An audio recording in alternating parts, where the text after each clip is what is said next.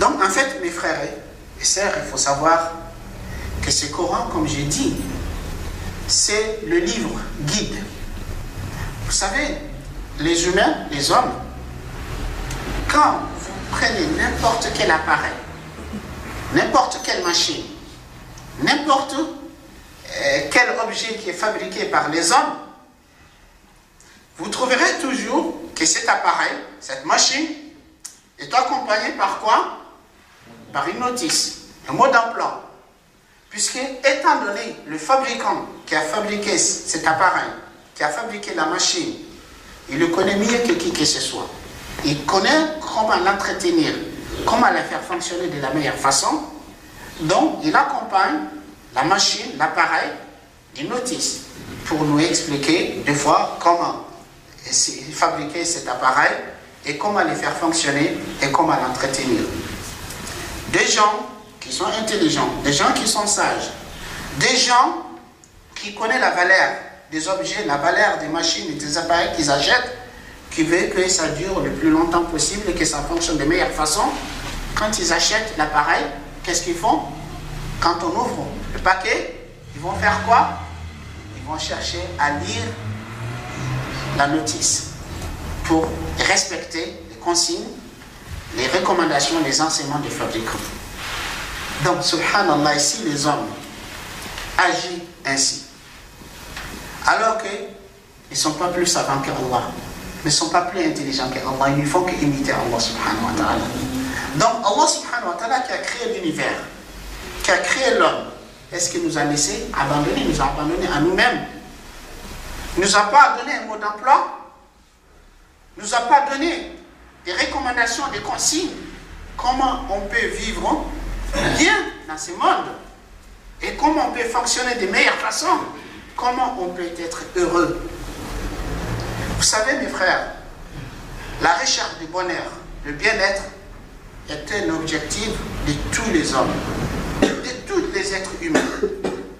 Vous ne verrez jamais une personne raisonnable, une personne intelligente qui dit « moi je cherche à devenir malheureux ». Est-ce que vous avez jamais entendu, vous avez jamais vu quelqu'un qui dit qu'il cherche à devenir malheureux? Non, tous les hommes, les philosophes, au sommet de leur méditation, les analphabètes, dans leur ignorance, les riches, les pauvres, les détenteurs de pouvoir, les communs des mortels, chaque individu, lorsque vous lui demandez, vous l'interrogez, vous lui dites quel est ton objectif dans la vie, qu'est-ce que tu recherches dans la vie. Soit il va te dire avec le même mot ou dans le sens je cherche le bonheur, je cherche le bien-être. Donc, le bonheur, la recherche du bonheur, le bien-être est un objectif pour tous les hommes. Mais cependant, quand vous regardez, la plupart des gens, ils se trompent de voie du bonheur. Ne prennent pas la voie qui mène au bonheur. La plupart des gens, ils sont égarés des voies qui mènent au bonheur. Parce que certains gens qui pensent que c'est la richesse qui fait le bonheur. Ils pensent quand je serai riche, je vais être heureux. Donc, il va se lancer dans une course à l'accumulation de richesses, à chercher la richesse par n'importe quel moyen. Peu importe, c'est licite, c'est illicite. Non, l'essentiel, j'ai envie d'obtenir un maximum de bonheur, de l'argent pour être heureux. Quand il obtiendra l'argent, il aura l'argent. Il va être, c'est cet argent donc il pensait que ça va le rendre heureux, ça va être la source de son malheur. Puis qu'il n'arrive plus à dormir tranquillement, il a peur qu'on vienne le cambrioler, qu'on y vole, qu'on triche, il ne peut pas sortir seul, il lui faut des garde-corps, et il a constamment des soucis, la chute de bourse, les crises, les problèmes, alors qu'il pensait que en obtenant cette richesse, ça va le rendre heureux. Donc l'argent tout seul ne fait pas de bonheur. Il y en a d'autres qui pensent que c'est le pouvoir qui fait le bonheur, qui dit quand je serai au sommet du pouvoir, que j'aurai le commandement, je vais être heureux. Donc il va magouiller, il va tricher, il va mentir, il va tout faire pour arriver au sommet du pouvoir. Il devient directeur, il devient PDG, il devient ministre, il devient président. Et même, il n'est pas tranquille, il ne peut pas dormir. il vit dans le scandale, il vit dans la peur, il vit dans l'inquiétude. Voire même, nous avons vu, nous avons entendu beaucoup des hommes politiques, beaucoup des hommes de pouvoir qui ont atteint le sommet de pouvoir et fini par mettre fin à leur vie. Est-ce qu'une personne heureuse mettra fin à sa vie? Non. Une personne qui est heureuse, qui a le bien-être, qui se sent bien dans sa peau, jamais ne mettra fin à sa vie. Donc des fois aussi d'autres, ils pensent que la célébrité, le prestige qui fait du bonheur. Ils cherchent à devenir des stars, comme on dit. Que leur nom soit sur tous les lèvres. Et il appelle, il devient les chanteurs, les chanteuses, les acteurs de cinéma, les footballeurs. Ils deviennent des stars mondiales. On parle partout d'eux. Mais il vit dans le scandale. Il vit dans la drogue. Il vit dans l'alcool. Est-ce qu'une personne qui est heureuse, une personne qui se sent bien, aura besoin de faire des recours à des stupéfiants? Non. Donc tout cela ne fait pas de bonheur. Donc, la voie du bonheur, Allah subhanahu wa ta'ala nous les trace dans le Coran. Allah subhanahu wa ta'ala, comme j'ai dit, il a fait descendre ses livres comme lumière, comme guide pour l'homme, comme la notice. Allah subhanahu wa ta'ala, quand il a fait descendre Adam et Ève sur terre, Allah subhanahu wa ta'ala leur dit فَإِمَّا يَأْتِيَنَّكُمْ مِنِّي هُدًى فَمَنِ اتَّبَعَ هُدَايَ فَلَا يَضِلُّ وَلَا يَشْقَى وَمَنْ أَعْرَضَ عَنْ ذِكْرِي فَإِنَّ لَهُ مَعِيشَةً ضَنكًا ونحشره يوم القيامة أعمى قال رب لم حشرتني أعمى وقد كنت بصيرا قال كذلك أتتك آياتنا فنسيتها فكذلك اليوم تنسى. Allah subhanahu wa ta'ala, quand il a fait descendre Adam et Ève sur terre, Allah subhanahu wa ta'ala leur dit, si jamais un guide vous parvient de ma part, et quiconque qui sera mon guide ne s'égarera ni sera malheureux. Celui qui va suivre le guide d'Allah, donc le guide d'Allah subhanahu wa ta'ala, c'est la révélation. C'est le messager qu'Allah subhanahu wa ta'ala a envoyé à l'humanité. C'est la révélation qu'il a fait descendre. Donc, si jamais un guide vous parvient de ma part, quiconque qui sera mon guide ne s'égarera ni sera malheureux. Il ne va pas s'égarer, il ne va pas se tromper du chemin du bonheur. Il va suivre la vraie voie, le vrai chemin qui mène au vrai bonheur. Ni s'égarera, ni sera malheureux. Donc ça veut dire qu'il va être heureux, il va avoir le bien-être. Mais quant à celui qui se détournera de mon rappel, il aura certes une vie d'étroitesse, une vie de détresse, une vie malheureuse, une vie d'anxiété, une vie de détresse. Et nous les ressusciterons le jour de jugement dernier aveugles. Alors il dira, Seigneur, pourquoi m'as-tu ressuscité aveugle alors que je voyais auparavant? Allah dira, ainsi nos signes, ainsi nos enseignements te sont parvenus. Tu t'en es détourné et ainsi tu seras abandonné aujourd'hui. Donc, Allah subhanahu wa ta'ala, ce Coran, il a fait descendre comme une miséricorde pour l'univers, comme un guide pour les hommes et comme la voie pour nous montrer la voie qui mène au bonheur. Allah subhanahu wa ta'ala dit Taha ma anzalna alayka al-Qur'ana litashqa. Allah subhanahu wa ta'ala dit Taha, nous n'avons pas fait descendre le Coran sur toi pour te rendre malheureux. Nous n'avons pas fait descendre le Coran sur toi pour te rendre malheureux. Donc, c'est-à-dire, nous avons fait descendre le Coran pour toi pour te rendre heureux. Pour que tu aies le bonheur, pour que tu aies le bien-être.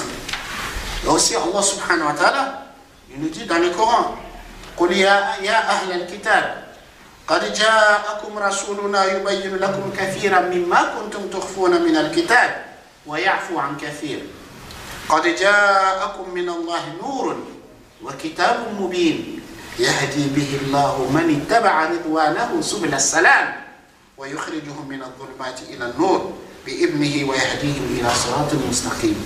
Allah dit aux gens de livre, notre messager, c'est-à-dire Muhammad sallallahu alayhi wa sallam, notre messager vous est certes venu, vous exposer beaucoup de ce que vous cachez du livre, et passant sur bien d'autres choses. Une lumière un livre explicite vous sont certes venus d'Allah. Par ceci, c'est-à-dire par le Coran, Allah guide au chemin du salut. Le chemin du salut, le chemin du bonheur. Par Allah guide au chemin du salut.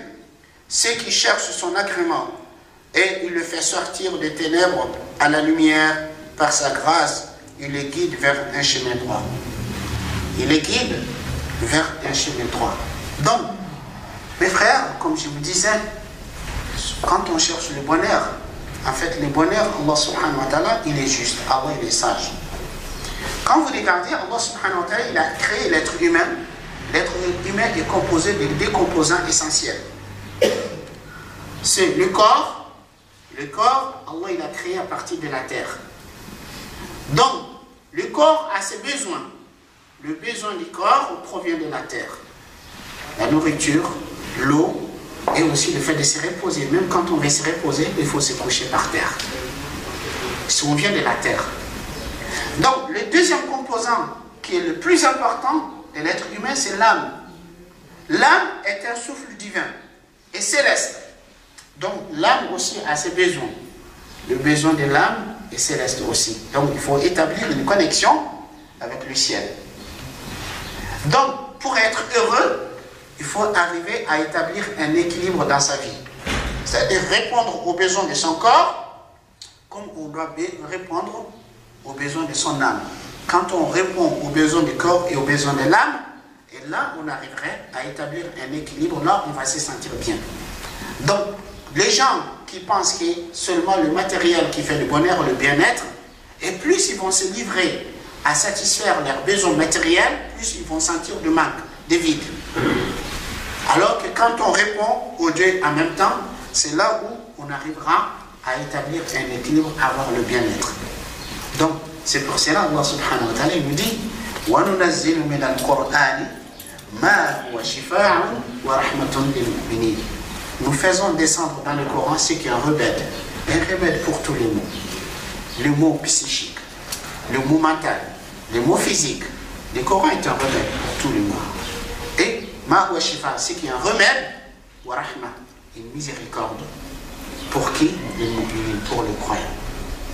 Donc, le Coran est la voie qui mène au bonheur, la voie qui mène au bien-être.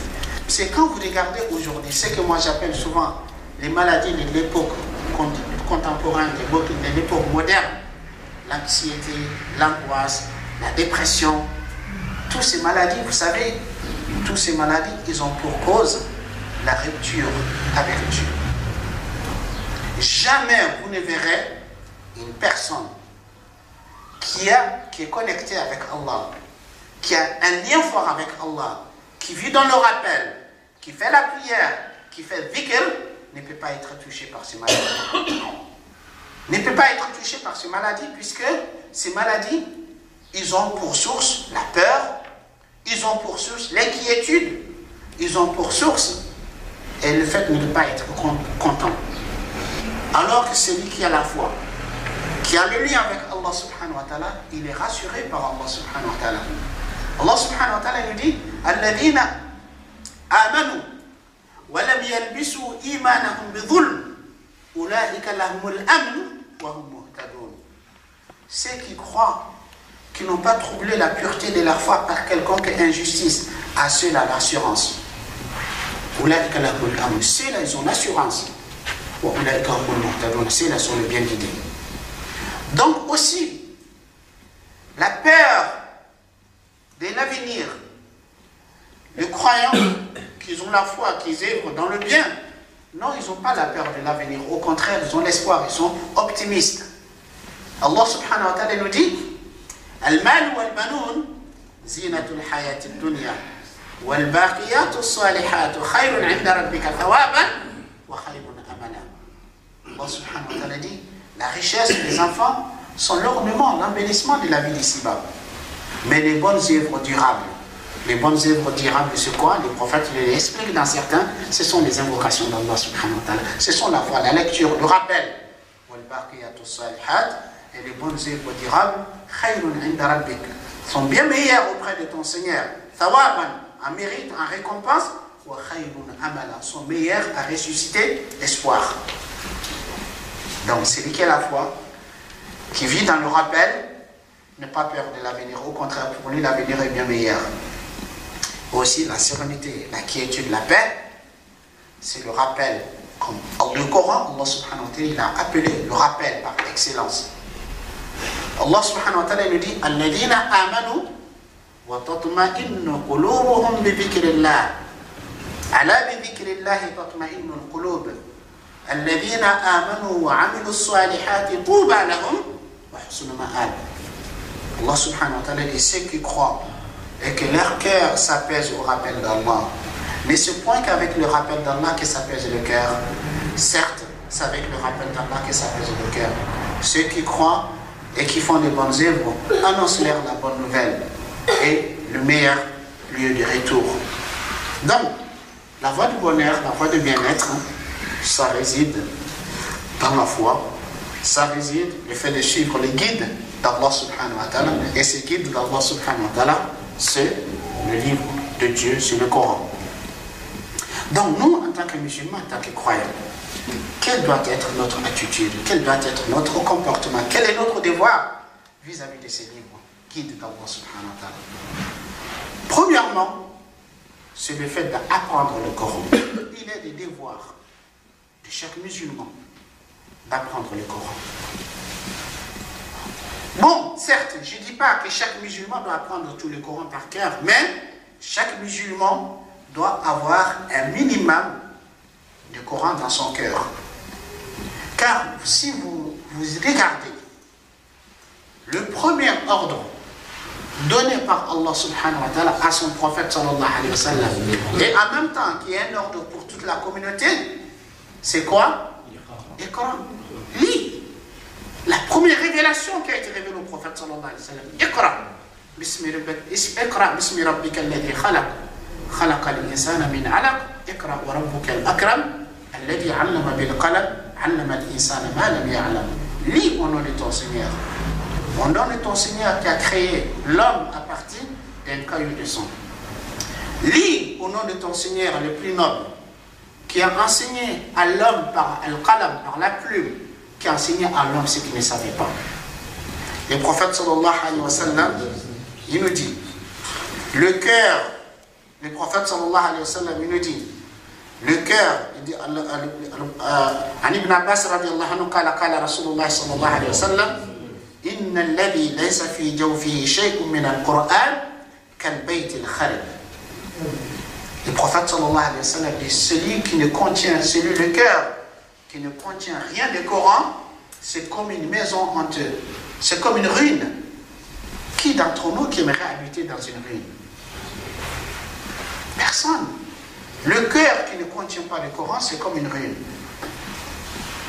Donc, on ne peut pas être musulman excusé de dire moi je ne connais rien, Allah alim, je ne connais pas l'arabe. Ce n'est pas une excuse. Tu ne connais pas l'arabe. Il y a des non-arabes, il y a des gens qui ne connaissent pas un mot d'arabe, mais qui arrivent à apprendre le Coran par cœur. Donc ne me dis pas, moi, si je n'ai pas appris le Coran, je ne sais pas lire.